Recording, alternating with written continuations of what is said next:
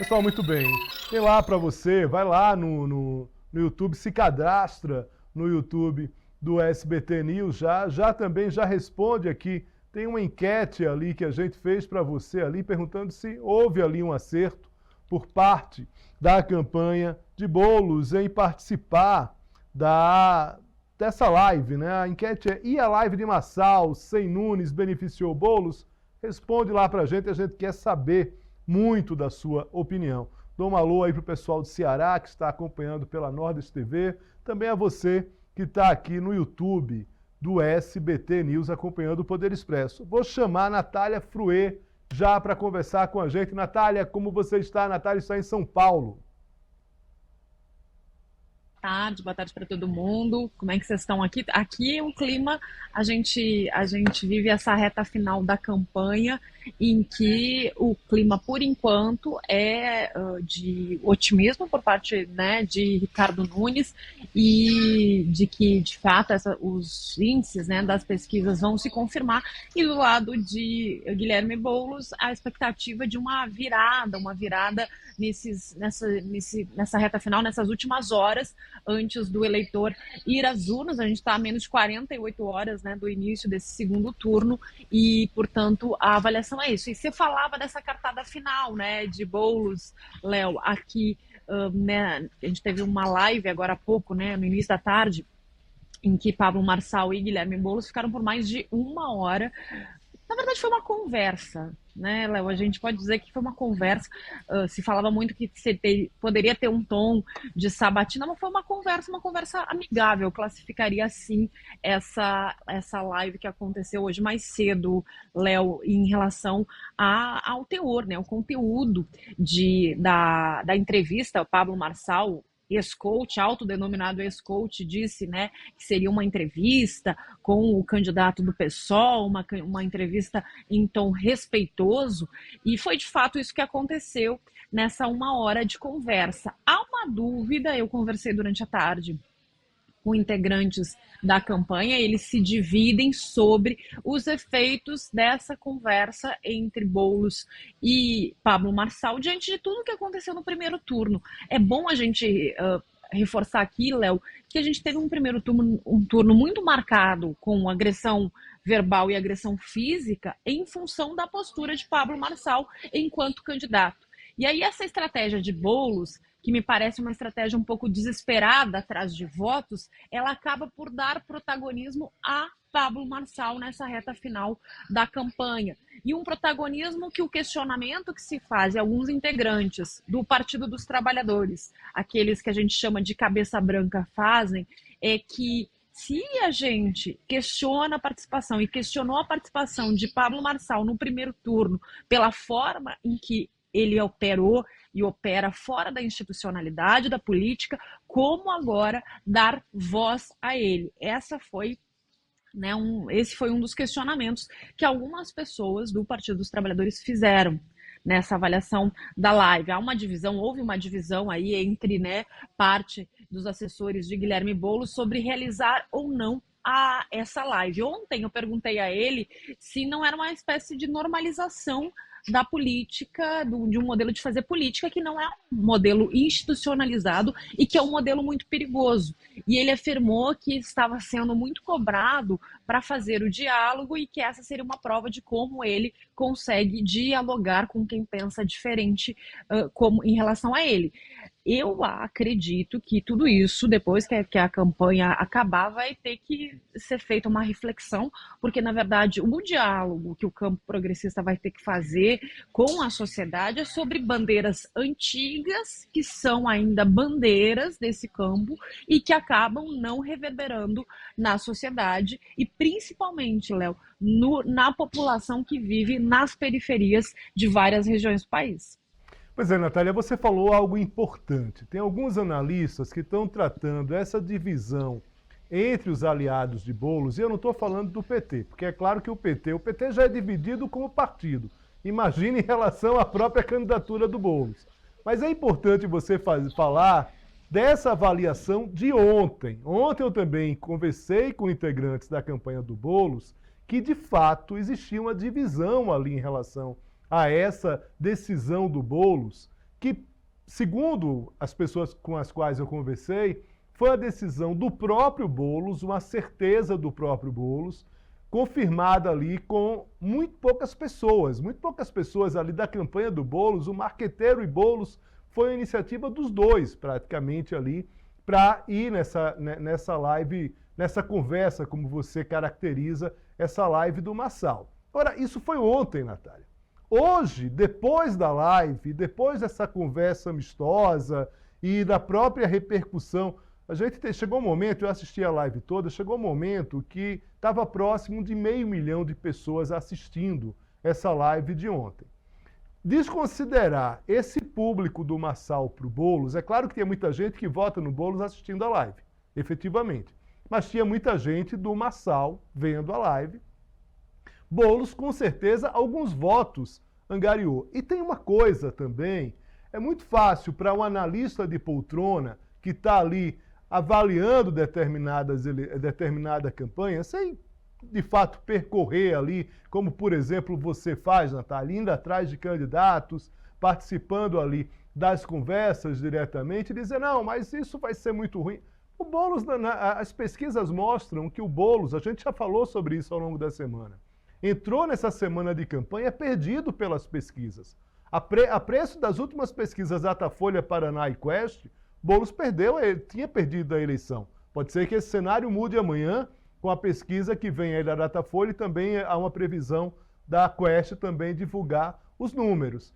E aí o Boulos falou hoje para um capital do Pablo Marçal que queiram ou não queiram determinados atores desse cenário político, eu falo não só políticos, mas eu também falo analistas, jornalistas, quem de fato está nesse mundo da política. Marçal teve, ao todo, 28,14% de votos em São Paulo.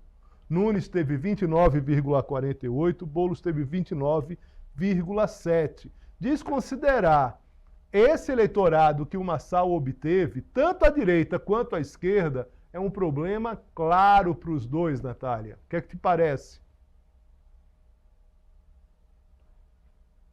E depois do resultado de domingo, tanto, né, o campo da direita, a direita que faz a política tradicional, quanto o campo progressista vai ter que parar e vai ter que pensar e enxergar os recortes que vão acontecer e que estão acontecendo com esta eleição. Só para complementar, Léo, agora há pouco eu perguntei para um assessor da campanha de Boulos se eles tinham aqueles trackings, né, avaliação, levantamento, se eles fizeram isso durante a live. Eles responderam que não, mas a avaliação pela repercussão nas redes sociais foi positiva, na perspectiva de que o candidato Guilherme Boulos teve a oportunidade de dialogar com os eleitores de Marçal que votaram pela mudança. Então, na avaliação desse assessor, não seria aquele eleitor super identificado com as pautas mais conservadoras e com Bolsonaro, mas sim com um eleitor que quer a mudança. Foi nessa perspectiva de que Guilherme Boulos faz a live e participa da live. O fato é que depois dessa eleição, e eu acredito que principalmente esse campo, o campo com as bandeiras progressistas, que a gente diz, vai ter que parar e enxergar nesse cenário como refazer, dialogar com essas pessoas, porque são pessoas, a gente teve no eleitorado de Pablo Marçal, um eleitorado de Zona Leste de São Paulo, né, do trabalhador, o trabalhador que sai todo dia, pega o ônibus, pega o metrô, é alvo de pequenos furtos, de assalto, né, a diarista que usa o celular para marcar os seus compromissos de trabalho, né? Uma faxina aqui ou ali, que acaba sendo alvo desse furto, desse roubo ou furto de celular, e que isso incomoda ela, atrapalha a vida dela. Então, é essa reflexão que os partidos vão ter que fazer, porque quando o Pablo Marçal diz que ele não faz parte do sistema, quando ele concorre, é bom a gente esclarecer aqui, Léo, quando ele disputa uma eleição porque ele quer fazer parte do sistema. Não existe política sem uma organização, e aí a organização dos poderes. Não existe política e democracia sem organização dos poderes e sem organização das instituições. Então, não é verdadeiro dizer que você vai fazer um governo sem o sistema. Você disputa a eleição para fazer parte do sistema. A questão é, hoje o eleitor está com menos paciência do que já teve em outros momentos, e a gente pode atribuir isso a propagação de informação pela rede social, mas com menos paciência para esperar uma solução real para os seus problemas. E é isso que o campo, principalmente as bandeiras hoje vinculadas aos partidos de esquerda, vão ter que parar e fazer essa reflexão e saber como dialogar com esse eleitor desde o princípio, não só na época da eleição. Para mim, esse é o grande desafio com o final desse pleito e dessa eleição. E aí vale destacar o seguinte: Pablo Marçal, quando faz a live e busca esse protagonismo, ele faz uma live para dizer o seguinte: eu serei candidato daqui até os próximos anos, porque ele diz assim para o Boulos, de repente, você disse que acompanhou toda a live, né, Léo? Ele diz assim: você está preparado para enfrentar? Hoje tem Bolsonaro e Lula, amanhã vai ser eu e você o tempo todo, nos próximos 30 anos. Então ele diz que ele quer participar e que ele vai seguir colocando o nome dele à disposição em disputas, Léo. Pois é, Natália, eles fazem o Marçal, né? Ele diz isso: olha, se prepara, você está, né? Você está preparado aqui, vamos ficar nós dois. Pergunta a idade do Boulos, diz que a diferença é muito pequena entre os dois, então a gente vai disputar aí os dois aí por 30 anos aí, não sei o que. O Boulos dá aquela risada ali, meio constrangida com a própria frase do Marçal. Mas eu acho, Natália, a gente está até preparando uma matéria para amanhã, mostrando duas lições, eu acho que você foi muito bem nisso, mais uma vez, né? Duas lições que restam aí dessa campanha. Uma é essa divisão da direita, e essa divisão da direita, ela acontece justamente por conta da dificuldade da esquerda em não conseguir mais dialogar com parte do eleitorado, principalmente esse eleitorado pobre, né? A esquerda tinha uma força maior sobre esse eleitorado. Você vê pelas pesquisas a dificuldade desse diálogo com o eleitorado mais pobre. E no caso da direita, essa divisão, que ela acontece justamente pelo enfraquecimento da direita, da esquerda, desculpa. Se a esquerda não tivesse enfraquecida, você não teria dois candidatos que chegariam a quase 60% do total de votos. Se a gente soma os votos do Marçal com os votos do Nunes, a gente tem quase 60% do eleitorado de São Paulo. Natália, a gente falou muito da live, mais tarde tem debate também, é importante também a gente marcar isso, tem um debate mais tarde, um debate televisivo importante, mas a gente vai separar alguns trechos da live aí, Boulos Marçal. Vamos lá. Então você está falando que se tivesse Nunes e Marçal, você votaria nulo também? Apertaria 50 com gosto. E eu acho que nulo. Essa é uma... Eu votaria nulo. E eu acho que mas essa é uma resposta, Marçal. Vamos falar aqui de maneira franca. Essa é uma resposta que hoje você tem que dar. Eu sei que é você que está me sabatinando, mas quem está no segundo turno hoje sou eu e o Nunes. Você falou uma coisa a campanha inteira, e essa é uma das coisas que eu concordei com você, e já disse, inclusive, em debate. O Nunes é um cara que, por toda essa situação, tem chance de ser preso. Você votaria num cara que tem chance de ser preso? Você vai ficar em Roma ou você vai voltar aqui para São Paulo? Quem sabe você vote? Eu gostaria muito que você apertasse os 50 na urna no domingão aqui. Mas se você voltar para São Paulo, qual que vai ser o seu voto? Até agora, na minha cabeça, o número 5 na urna não funciona para mim. Nem de 15, nem de 50. Só para você saber. É só o numeralzinho ali que não funciona. Qualquer outro número pega. Engraçado, Natália. Natália, tem um trecho também aqui que é curioso. O Marçal foi agressivo, né? Foi num debate o tempo todo e chega uma hora que ele pede para Boulos, pede nível para Boulos. Eu vou jogar rapidamente aqui para a gente encerrar, Natália. Depois eu quero um comentário teu sobre esse personagem Marçal, porque aí eu vou continuar com outros professores aqui para a gente tentar pensar sobre o cenário eleitoral. Mas eu queria uma avaliação tua, já vai se preparando aí para a gente tratar desse tema. esse futuro político de Marçal. Mas vamos lá agora para essa sonora do Marçal e do Boulos, essa que Marçal pede a Boulos para manter o nível quando acusa Nunes de corrupção. Agora, a terceira coisa, eu acho que ela é a mais importante, Marçal, é não desviar dinheiro público, cara. Hoje nós temos na Prefeitura de São Paulo alguém cheio de suspeitas. Máfia de creche. Teve, cara, uma coisa que eu não acreditei quando eu vi, foi a das armadilhas da dengue. Pode parecer pouco para as pessoas. A armadilha de mosquito da dengue. Pediu um favor, mas... Ô, Guilherme, vamos manter o nível aqui. Eu foco as perguntas, eu estou te entrevistando. Não entra nesse jogo, que eu posso fazer mais perguntas e aí, para manter o nível aí do que a gente combinou, né? Focar no seu perfil, para você, o povo te contratar ou não. Eu sei que às vezes... Mas claro, cara, mas falar que eu não vou fazer corrupção e vou combater a corrupção dentro da prefeitura é a principal resposta de como fazer o gasto público ir para o lugar certo, a prefeitura ter dinheiro para fazer as coisas sem mexer R$1 no bolso das pessoas.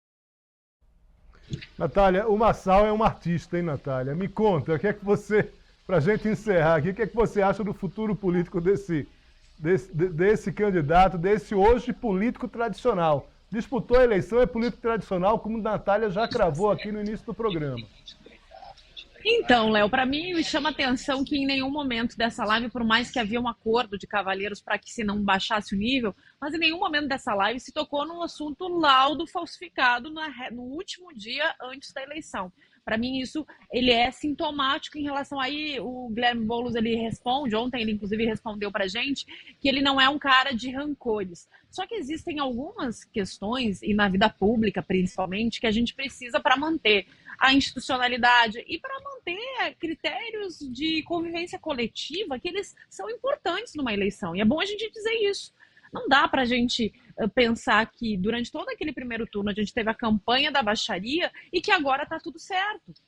Inclusive com o Marçal falando que nos próximos 30 anos vai querer disputar a eleição. Por quê? Porque a gente passou o primeiro turno falando dos processos agora que ele vai poder responder na Justiça Eleitoral. Se fala em Brasília mais do que aqui de uma possibilidade de ele ficar inelegível até por 8 anos, pelo que aconteceu na campanha, por abuso de poder econômico, porque é bom a gente dizer que o sistema eleitoral ele tem regras, essas regras precisam ser cumpridas, inclusive sobre a manifestação na rede social, quando algumas pessoas falavam assim, não, mas o Marçal não tinha tempo de TV, ele podia usar a rede social como quisesse. A legislação eleitoral diz que quem não tem cadeira na Câmara dos Deputados não tem direito a programa eleitoral de TV. E a legislação eleitoral não diz que isso dá direito para que o candidato use o seu poder econômico em uma rede social e acabe tendo uma vantagem em relação aos seus adversários. É sobre isso que a gente está falando. Então, acho que fica esse recado sobre a Justiça Eleitoral deve dar uma resposta a tudo que aconteceu nesse primeiro turno, apesar de Guilherme Boulos dizer que não leva rancor, que não é um cara de levar rancor para casa.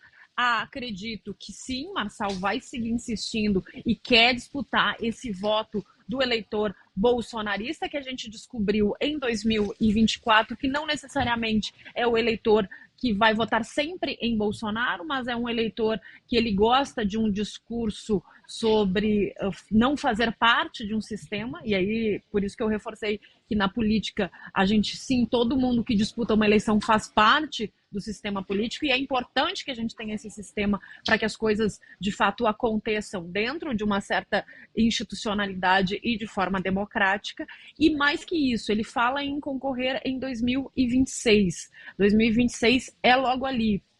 Não acredito que isso deva acontecer e que ele deva se viabilizar, porque me parece que agora, no campo da direita e de Bolsonaro, há essa briga que você falava interna, né, Léo, para decidir o que vai acontecer com esse eleitor que demonstra hoje estar mais vinculado às bandeiras de centro-direita. Bolsonaro hoje percebe isso e tenta se proteger.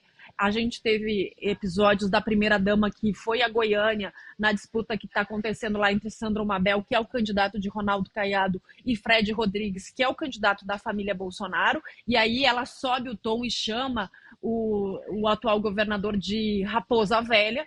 Então mostra essa disputa, ou seja, a família, o clã Bolsonaro está sim com medo de que esse capital político deles esteja se diluindo para outras pessoas e para outras lideranças, e tudo isso deve ter um reflexo no que vai acontecer daqui 2 anos. No campo da esquerda, resta saber quais vão ser as escolhas do presidente Lula daqui para diante. Possivelmente vai ter que fazer uma reforma ministerial dando mais espaço para o PSD de Gilberto Kassab e vai ter que fazer uma costura se quiser disputar a reeleição, passando por escolhas que não necessariamente vão ser só do campo da esquerda, como aconteceu em 22, em que ele escolheu Geraldo Alckmin para vice do PSB, Léo.